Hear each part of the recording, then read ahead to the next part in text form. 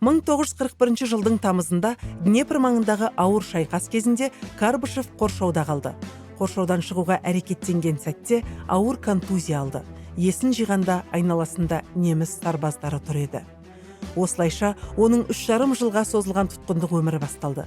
Әуелі әскери тұтқындар лагерлері, одан кейін үздіксіз жауап алулар басталды. Немістер тым көп құпияны білетін адамды сындыруға тырысты.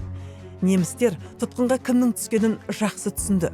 Олардың алдында Кеңес армиясының көрнекті әскери инженері, ғалым, генерал әрі қорғаныс құрылысының білгір маманы тұрды.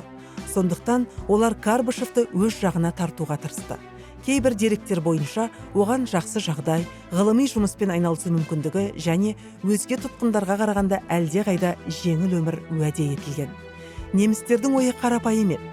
Олар оның жасын да, шаршағанын да, алда әлі ұзақ соғыс күтіп тұрғанын да жақсы түсінді. Бірақ бір нәрсені ескермеді. Карбышевті өз ұстанымынан тайдыру мүмкін емес еді.